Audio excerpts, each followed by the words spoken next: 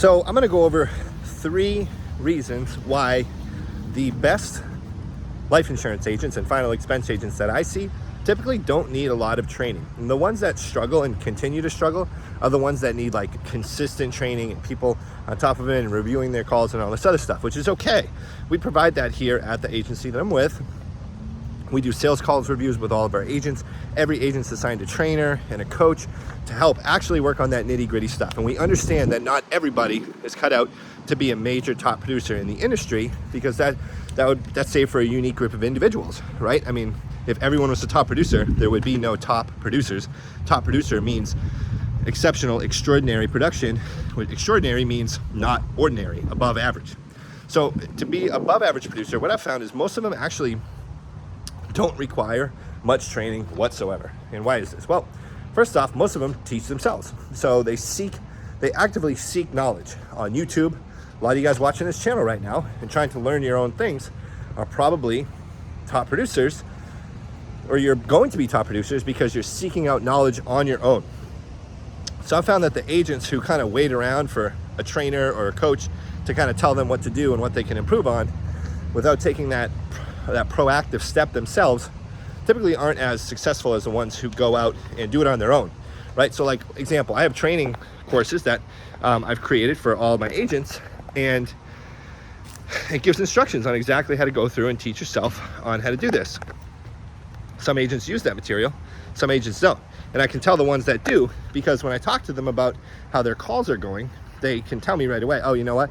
I'm doing this, I'm not doing this worked, that worked. I listened to my calls and I found what wasn't working for me. I learned this about the products, or I learned that. So that's how I know when someone's going to be an exceptional producer. So that's number one. They typically seek knowledge on their own. So if you want to be a top producer, you need to seek more knowledge, and you need to keep learning on your own and not wait for someone else to just come and teach you. Another reason is that they are consistently persistent, meaning they don't give up, and they're always pushing to do more. They're always pushing to have more activity, more talk time, more dials. I found that especially new agents, it's very, very easy for them to get distracted and just kind of drift off. And even veteran agents too, right? So the top producers are always at their computer, making their calls, taking calls, doing what they need to do. They're persistent with their training. They push the clients. They don't take no for an answer. They don't look for reasons why people won't buy. They're consistently just trying to do better and better and better, and they push in every aspect. So it really starts with like the dials, right? Like they're sitting there calling people all day, taking calls all day. They get someone on the phone and they push for that sale.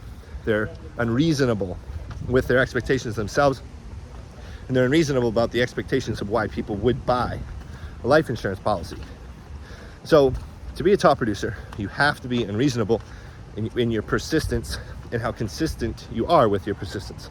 So it's like every day. So it's not like, oh, today I'm going to work hard, tomorrow I'm not. You know, granted, I have several top producers who take Saturdays off, take Sundays off, whatever, that's fine. But what I mean is they're consistently pushing in all aspects. So you need to push and be consistent with that. And then, well, that's what I have here written down. In the close, they're persistent in the close too, right? So they'll get like 6, 7, 8 no's, or they'll wait for the client to hang up on them. A couple of my top producers I can think of off the top of my head, are top producers that work with me. They literally don't take no for an answer. They will not hang up on someone. They wait for the client to hang up on them. Like, I don't think they've ever hung up on someone in the close. They always get hung up on. So they just don't stop. They push and push and push. So that type of persistence will bring you success. That type of persistence will make you money. You can't expect to make a ton of money in any endeavor if you just give up, right? And then next, the last thing. So those first 2 things you can learn how to do, right? First 2 things are easy to learn how to do. You can learn how to push. You can learn how to train, right? You can learn how to teach yourself things. This last one here is not as easy. And this is emotional intelligence, empathy. This is something I think that people should really struggle to learn who don't have this. And some people it just comes natural to, which is why top producers, this is like the most important of all. I mean, they got to be persistent, obviously, in work, but this is like the most important.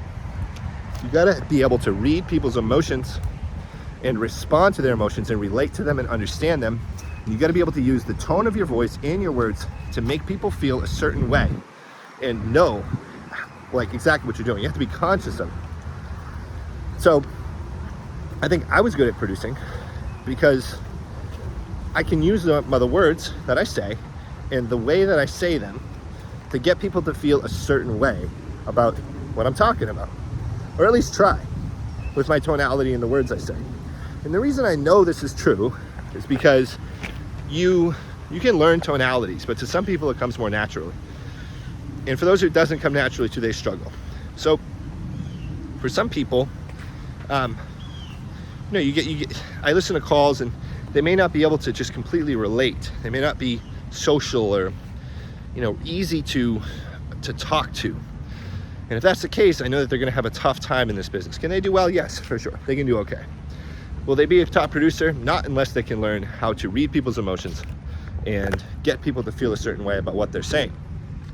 That's why you have people who go to college for decades and still don't make any money, because they can't get people to feel a certain way. They can't convince people about their ideas. They can't sell people on their ideas and their products because they don't know how to do that. They know a lot about everything else, but they don't know how to do that. So you got to be able to do that.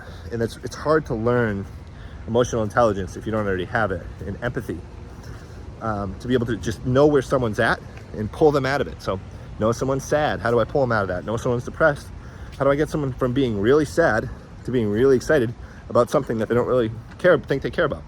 So knowing how someone is feeling based on things they say to you, that's huge. And I see that in top producers. I don't know a single top producer who doesn't have a high level of empathy or emotional intelligence where they can understand where someone is. And the people I see who have fastest starts, I know right away, pretty much. If I'm talking to someone and I can click with them really quickly and get into rapport with them really fast, and they're laughing and joking and having a good conversation, and as long as they're persistent, they're gonna do pretty well. That's not to say that someone who is emotionally intelligent will always do well, because they may give up, they may quit. I've had plenty of people with high emotional intelligence who just quit before they see any level of success, which happens. It's a challenging business. It's not for everybody. But out of all three of these things, I think emotional intelligence is the hardest one to learn, and it's the one that becomes the most innate to people, or that is the most innate to the top producers. So I'd like to know your opinion on this, and if this makes sense.